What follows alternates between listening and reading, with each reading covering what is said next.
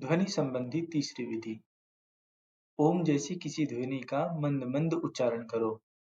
जैसी जैसी ध्वनि पूर्ण ध्वनि में प्रवेश करती है, वैसे वैसे तुम। ओम जैसी किसी ध्वनि का मंद मंद उच्चारण करो। उदाहरण के लिए ओम को लो। यह एक आधारभूत ध्वनि है। उ, ई और मैं, ये तीन ध्वनियां ओम में सम्मिलित हैं। ये तीनों बुनियादी ध्वनियां हैं। अन्य सभी ध्वनियां उनसे ही बनी हैं, उनसे ही निकले हैं या उनकी ही यौगिक ध्वनियां हैं। ये तीनों बुनियादी हैं। जैसे भौतिकी के लिए इलेक्ट्रॉन, न्यूट्रॉन और प्रोटॉन बुनियादी हैं, इस बात को गहराई से समझना होगा। गुरजेफ ने तीन के नियम की बात की है। वह कहता है कि आत्यंतिक अर्थों में अस्तित्व एक है। आत्यंतिक अर्थ में, परम अर्थ में एक ही नियम है, लेकिन यह परम है। और जो कुछ हम देखते हैं वह सापेक्ष है, वह परम नहीं है। वह परम तो सदा प्रच्छन्न है, छिपा है, हम उसे देख नहीं सकते, क्योंकि जैसे ही हमें कुछ दिखाई पड़ता है वह तीन में विभाजित हो जाता है। वह तीन में दृष्टा, दृश्य और दर्शन में बंट जाता है। मैं तुम्हें देख रहा हूँ, तो मैं हूँ, तुम हो और हम दोनों के बीच दर्शन का, ज्ञान का संबंध है। प्रक्रिया तीन में बंट गई, परम तीन में विभाजित हो गया है। जिस क्षण वह ज्ञान बनता है उसी क्षण वह तीन में बंट जाता है। अज्ञात वह एक है, ज्ञात होते ही वह तीन हो जाता है। ज्ञात सापेक्ष है, अज्ञात परम है। परम के संबंध में हमारी चर्चा भी, हमारी बातचीत भी परम नहीं है, क्योंकि जो ही हम उसे परम कहकर पुकारते हैं वह ज्ञात हो जाता है। जो भी हम जानते हैं वह सापेक्ष है, वह परम शब्द भी सापेक्ष हो जाता है। यही कारण है कि लाओत्से जोर देकर कहता है कि सत्य कहा नहीं जा सकता है। जैसे ही तुम उसे कहते हो वह असत्य हो जाता है। कारण यह है कि शब्द देते ही वह सापेक्ष हो जाता है। हम जो भी शब्द दें, चाहे सत्य, परम, परब्रह्म या ताओ कहें, बोलते ही वह सापेक्ष हो जाता है। बोलते ही वह असत्य हो जाता है, एक तीन में बंट जाता है। तो गुरजेफ कहता है कि जिस जगत को हम जानते हैं उसके लिए तीन का नियम आधारभूत है। अगर हम गहरे में उतरे तो पाएंगे पाएंगे ही कि प्रत्येक चीज तीन में बंधी है। इसे ही तीन का नियम कहते हैं। ईसाई इसे ट्रिनिटी कहते हैं। इसमें ईश्वर पिता, जीसस पुत्र और पवित्र आत्मा सम्मिलित है। भारतीय इसे त्रिमूर्ति कहते हैं, जिसमें ब्रह्मा, विष्णु और महेश के मुख एक ही सिर में है। और अब भौतिक शास्त्र कहता है कि अगर हम पदार्थ का विश्लेषण करते हुए उसके भीतर प्रवेश करें तो पदार्थ भी तीन में टूट जाएगा, इलेक्ट्रॉन, न्यूट्रॉन और प्रोटॉन। वैसे ही कवि कहते हैं कि यदि हम मनुष्य के सौंदर्य बोध की, उसके भाव की गहराई में उतरे तो वहां भी तीन ही मिलेंगे, सत्य, शिव और सुंदर। मानवीय भावना भी तीन में बटी है। और रहस्यवादी कहते हैं कि अगर हम समाधि का विश्लेषण करें तो वहां भी सच्चिदानंद की त्रयी है, सत्य, चित्त और आनंद ही त्रयी है। मनुष्य की पूरी चेतना, चाहे वह किसी भी आयाम में गति करे, तीन के नियम पर पहुंच जाती है। और तीन के नियम का प्रतीक है ए, उ और मैं। ये तीन बुनियादी ध्वनियां हैं। तुम उन्हें आणविक ध्वनियां भी कह सकते हो, जिन्हें ओम में सम्मिलित कर दिया गया है। ओम परम के, परमात्मा के अत्यंत निकट है। उसके पीछे ही परम का, अज्ञात का वास है। जहां तक ध्वनियों का संबंध है, ओम उनका अंतिम पड़ाव है। ओम अंतिम ध्वनि है। ये तीन अंतिम है, ये अस्तित्व की सीमा बनाती हैं और तीन के पार अज्ञात में, परम में प्रवेश है। भौतिकविद कहते हैं कि अब हम इलेक्ट्रॉन पर पहुंचकर अंतिम सीमा पर पहुंच गए हैं, क्योंकि इलेक्ट्रॉन को पदार्थ नहीं कहा जा सकता। ये इलेक्ट्रॉन, ये विद्युत अणु दृश्य नहीं है, उनमें पदार्थ तत्व नहीं है और उन्हें अपदार्थ भी नहीं कहा जा सकता, क्योंकि सब पदार्थ उनसे ही बनता है। और अगर वह न पदार्थ है और न अपदार्थ है, तो फिर उसे क्या कहा जाए? किसी ने भी इलेक्ट्रॉन को नहीं देखा, उसका अनुमान भर होता है। गणित के आधार पर माना गया है कि वे हैं, उनका प्रभाव जाना गया है, लेकिन उन्हें देखा नहीं गया है और हम उनके आगे नहीं जा सकते। तीन का नियम आखिरी है और अगर तुम तीन के नियम के पार जाते हो तो तुम अज्ञात में प्रवेश कर जाते हो। तब कुछ कहना असंभव है। इलेक्ट्रॉन के बारे में बहुत कम कहा जा सकता है। जहाँ तक ध्वनि का संबंध है, ओम आखिरी है। तुम ओम के आगे नहीं जा सकते। यही कारण है कि ओम का इतना अधिक उपयोग किया गया। भारत में ही नहीं, सारी दुनिया में ओम का व्यवहार होता आया है। ईसाइयों और मुसलमानों का आमीन ओम का ही दूसरा रूप है। आमीन की बुनियादी ध्वनियाँ भी वही हैं। अंग्रेजी के शब्द ओमनीप्रेजेंट में भी वही हैं। ओमनीपोटेंट का अर्थ है कि जो परम शक्तिशाली हो। ईसाई और मुसलमान तो अपनी प्रार्थना के अंत में आमीन कहते हैं, लेकिन हिंदुओं ने ओम का एक पूरा विज्ञान ही निर्मित किया है। वह ध्वनि का विज्ञान है, वह ध्वनि के अतिक्रमण का विज्ञान है, और अगर मन ध्वनि है, तो एमन अवश्य निध्वनि ध्वनि होगा या पूर्ण ध्वनि होगा। दोनों का एक ही अर्थ है। इसे ठीक से समझ लेना चाहिए। परम को विधायक या नकारात्मक किसी भी ढंग से कहा जा सकता है। सापेक्ष का दोनों ढंग से कहना होगा, विधायक और नकारात्मक दोनों ढंग से, क्योंकि वह द्वैत है। लेकिन जब तुम परम को अभिव्यक्ति देते चलोगे, तो या तो तुम विधायक शब्द का प्रयोग करोगे या नकारात्मक। मनुष्य की भाषा में दो ही तरह के शब्द हैं, विधायक और नकारात्मक दोनों। जब तुम परम को अनिर्वचनीय को बताने चलोगे, तो तुम्हें कोई शब्द उपयोग करना होगा जो प्रयोगात्मक हो। यह मन-मन पर निर्भर है। सूत्र कहता है, ओम जैसी किसी ध्वनि का मंद-मंद उच्चारण करो। जैसे-जैसे ध्वनि पूर्ण ध्वनि में प्रवेश करती है, वैसे-वैसे तुम भी। ओम जैसी किसी ध्वनि का मंद-मंद उच्चारण करो। ध्वनि का उच्चारण एक सूक्ष्म विज्ञान है। पहले तुम्हें उसका उच्चारण जोर से करना है, बाहर-बाहर करना है, ताकि दूसरे सुन सके। जोर से उच्चारण शुरू करना अच्छा है। क्यों?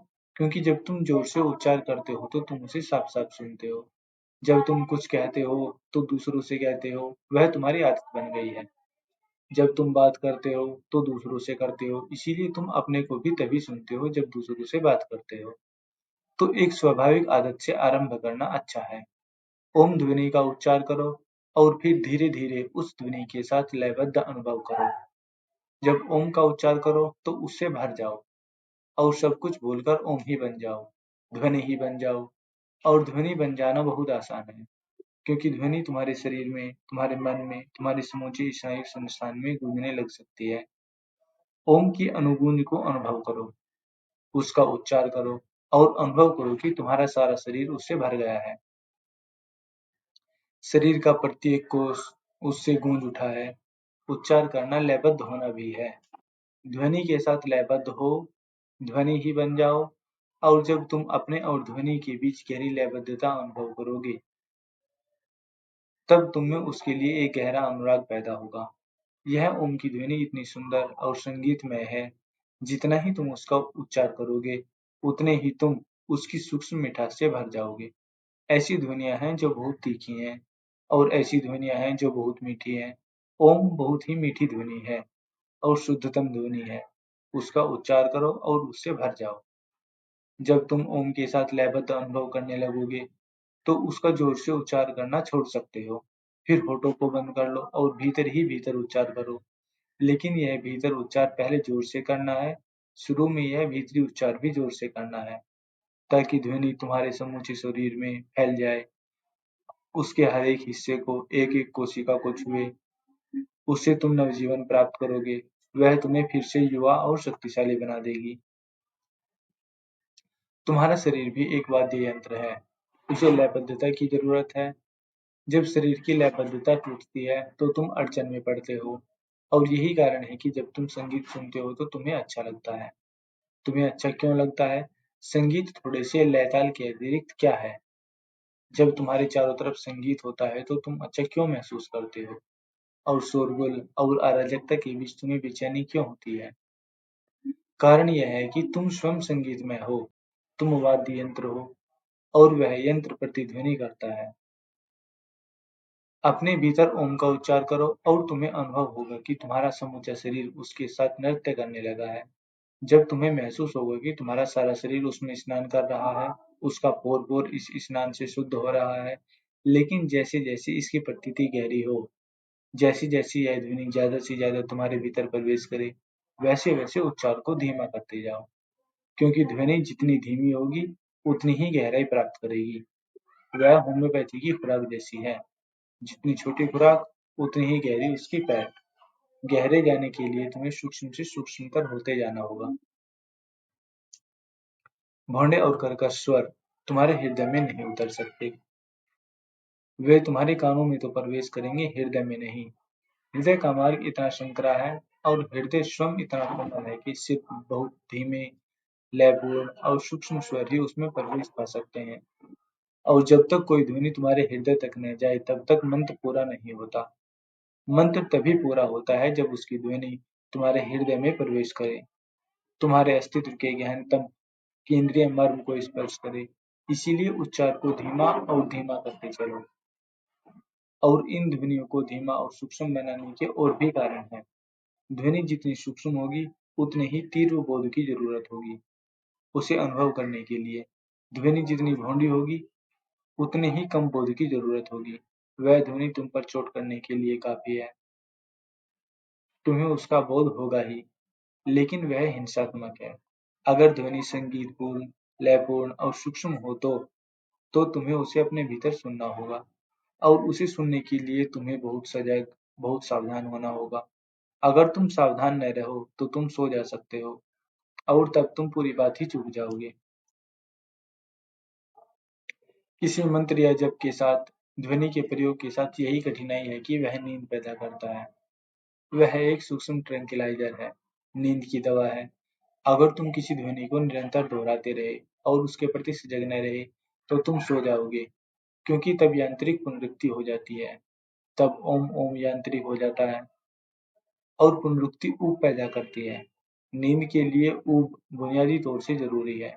तुम बिना ऊब के नहीं सो सकते। अगर तुम उत्तेजित हो तो तुम्हें नींद नहीं आएगी।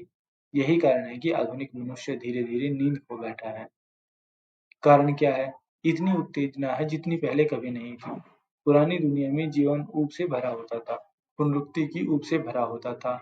आज भी अगर तुम किन्हीं पहाड़ियों में छिपे किसी गांव में चले जाओ तो वहां का जीवन ऊब से भरा मिलेगा। हो सकता है कि वह ऊब तुम्हें महसूस न हो, क्योंकि तुम वहां रहते तो नहीं हो, वहां केवल छुट्टी के लिए गए हो। ये उत्तेजना बंबई के कारण है, उन पहाड़ियों के कारण नहीं। वे पहाड़ियां बिल्कुल उबाने वाली हैं। जो वहां रहते हैं वे उबे हैं और सोए हैं। एक ही चीज, एक ही चर्चा, जिसमें कोई उत्तेजना नहीं, कोई बदलाहट नहीं। वहां मानो कुछ होता ही नहीं, वहां समाचार नहीं बनते। चीजें वैसी ही चलती रहती हैं जैसे सदा से चलती रही हैं। वे वर्तुल में घूमती रहती हैं, जैसे ऋतुएं घूमती हैं, प्रकृति घूमती है। दिन रात वर्तुल में घूमते रहते हैं। वैसे ही गाँव में, पुराने गाँव में जीवन वर्तुल में घूमता है। यही वजह है कि गाँव वालों को इतनी आसानी से नींद आ जाती है। वहाँ सब कुछ उबाने वाला है। आधुनिक जीवन उत्तेजनाओं से भर गया है। वहाँ कुछ भी दोहराता नहीं है। वहाँ सब कुछ बदलता रहता है, नया होता रहता है। जीवन की भविष्यवाणी वहाँ नहीं की जा सकती और तुम इतने उत्तेजना से भरे हो कि नींद नहीं आती। हर रोज तुम नई फ़िल्म देख सकते हो, हर रोज तुम नया भाषण सुन सकते हो, हर रोज एक नई किताब पढ़ सकते हो, हर रोज कुछ न कुछ नया उपलब्ध है। यह सतत उत्तेजना जारी है। जब तुम सोने को जाते हो तब भी उत्तेजना मौजूद रहती है। मन जागते रहना चाहता है और सोना व्यर्थ मालूम होता है। अगर तुम किसी विशेष ध्वनि को दोहराते रहो, तो वह तुम्हारे भीतर वर्तुल निर्मित कर देती है, जिससे ऊब पैदा होती है, उससे नींद आती है। यही कारण है कि पश्चिमी महर्षि योगी का टीएम भावतित ध्यान बिना दवा का ट्रैंक्विलाइजर माना जाने लगा। वह इसलिए क्योंकि वह मात्र मंत्र जाप है। लेकिन अगर मंत्र जाप केवल जाप बन जाए, तुम्हारे भीतर कोई सावचेत न रहे, तो जो जाप को सुनता हो, उसे नींद आ सकती है। लेकिन और कुछ नहीं हो सकता। ट्रैंक्विलाइजर के रूप में वह ठीक है। अगर तुम्हें निद्रा का रोग है, तो टीएम ठीक है, उससे सहायता मिलेगी। तो ओम के उच्चार को सजग आंतरिक कान से सुनो और तब तुम्हें दो काम करने हैं। एक और मंत्र के स्वर को धीमा से धीमा करते जाओ, उसको मंद और सूक्ष्म करते जाओ और दूसरी ओर और उसके साथ साथ ज्यादा से ज्यादा सजग होते जाओ। जैसे जैसे ध्वनि सूक्ष्म होगी तुम्हें अधिकाधिक सजग होना होगा, अन्यथा चूक जाओगे। यह विधि है ओम जैसी किसी ध्वनि का मंद मंद उच्चारण करो। जैसे जैसे ध्वनि पूर्ण ध्वनि में प्रवेश करती है वैसे वैसे तुम भी। और उस क्षण की प्रतीक्षा करो जब ध्वनि इतनी सूक्ष्म इतनी आणविक हो जाए कि अब किसी विचन नियमों के जगत से तीन के जगत से एक के जगत में परम के जगत में छलांग ले ले। तब तक प्रतीक्षा करो। ध्वनि का विलीन हो जाना यह मनुष्य के लिए सर्वाधिक सुंदर अनुभव है। तब तुम्हें पता चलता है कि ध्वनि कहीं विलीन हो गई है। जरा देर पहले तक तुम ओम ओम की सूक्ष्म ध्वनि को सुन रहे थे और अब वह बिल्कुल नहीं है। तुम एक के जगत में प्रवेश कर गए, तीन का जगत जाता रहा। तंत्र इसे पूर्ण ध्वनि कहता है, बुद्ध इसे ही निर्ध्वनि कहते हैं। यह एक मार्ग है सर्वाधिक सहयोगी, सर्वाधिक आजमाया हुआ। इस कारण ही मंत्र इतने महत्वपूर्ण हो गए हैं। ध्वनि मौजूद ही है और तुम्हारा मन ध्वनि से भरा है। तुम उसे जंपिंग बोर्ड बना सकते हो। लेकिन इस मार्ग की अपनी कठिनाइयां हैं। पहली कठिनाई नींद है। जिसे भी मंत्र का उपयोग करना हो उसे इस कठिनाई के प्रति सजग होना चाहिए। नींद ही बाधा है। यह उच्चार इतना पुनरुक्ति भरा है, इतना लयपूर्ण है, इतना उबाने वाला है कि नींद आना लाजमी है।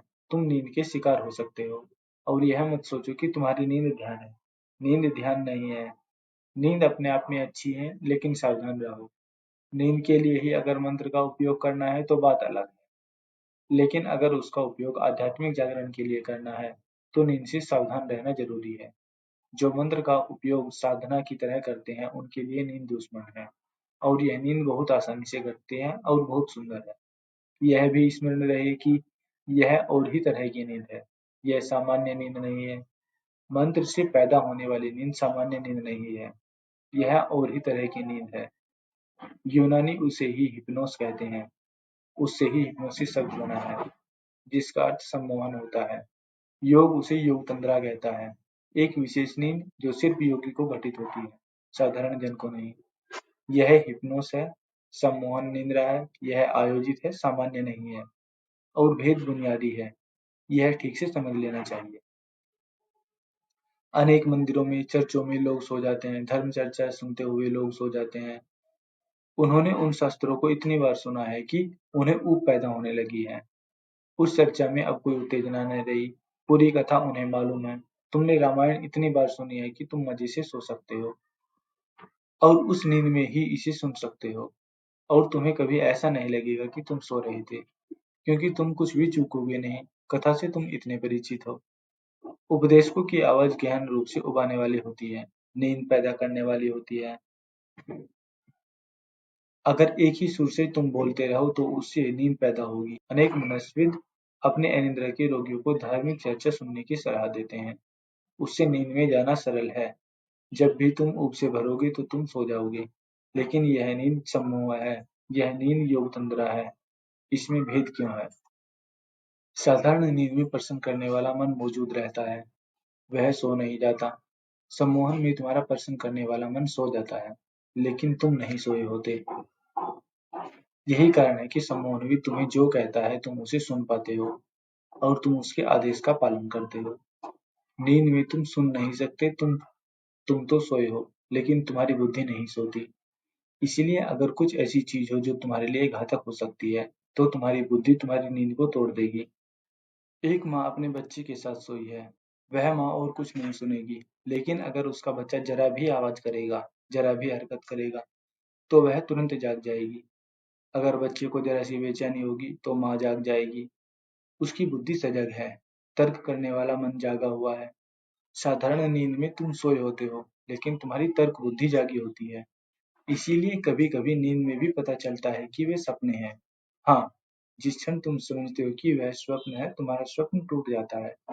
तुम समझ सकते हो कि वह व्यर्थ है, लेकिन ऐसी प्रतीति के साथ ही स्वप्न टूट जाता है। तुम्हारा मन सजग है, उसका एक हिस्सा सतत देख रहा है, लेकिन सम्मोहन या योग तंत्र से दृष्टा सो जाता है। यही उन सब की समस्या है, जो निर्ध्वनि या पूर्ण ध्वनि में जाने के लिए, पार जाने के लिए ध्वनि की साधना करते हैं। उन्हें सावधान रहना है कि मंत्र आत्म सम्मोहन न पैदा करे। तो तुम क्या कर सकते हो? तुम सिर्फ एक चीज कर सकते हो। जब भी तुम मंत्र का उपयोग करते हो, मंत्रोच्चार करते हो, तो सिर्फ उच्चार ही मत करो। उसके साथ साथ सजग होकर उसको सुनो भी। दोनों काम करो, उच्चार भी करो और सुनो भी। उच्चार और श्रवण दोनों करना, अन्यथा खतरा है। अगर सचेत होकर नहीं सुनते हो, तो उच्चार तुम्हारे लिए लोरी बन जाएगा और तुम गहन नींद में सो जाओगे। वह नींद बहुत अच्छी होगी। उस नींद के बाहर आने पर तुम ताजे और जीवंत होगे। तुम अच्छा अनुभव करोगे, लेकिन वह असली चीज नहीं है। तुम असली चीज चूक जाओगे।